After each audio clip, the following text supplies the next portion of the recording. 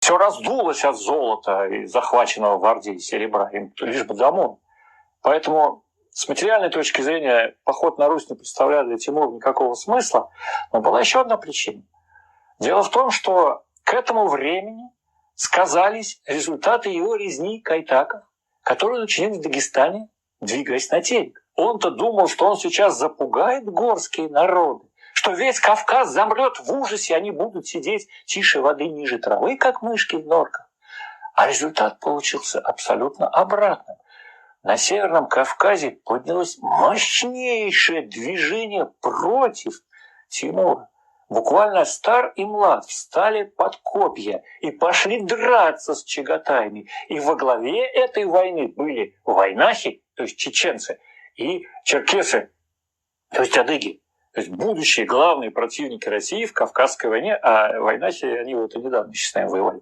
А тогда для вайнахов это был вообще первый исторический такой великий подвиг, который вывел их вообще на арену истории. До этого о них мало чего известно, ну, наверное, там жили где-то, но ничем себя особо не проявляли. И вдруг вот это вот поразительное, мужественное, отчаянное сопротивление Тимуру, война у него в тылу.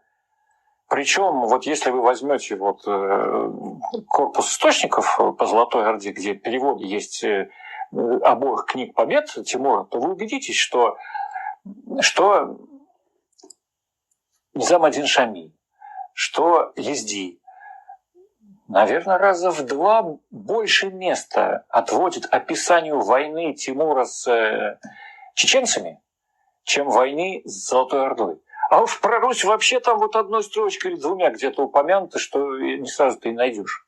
Понимаете? То есть настолько они впечатлили Тимура и тимуридов, что вот даже через несколько десятков лет, когда писал Езди, писал Назгиратьева при дворе Шахруха, сын Тимура, и, казалось бы, ему уже это все далеко, и можно было бы там как-нибудь вот красивыми оборотами замаскировать то, что там происходило. Нет, он подробнейшим образом описывает эту войну в горах.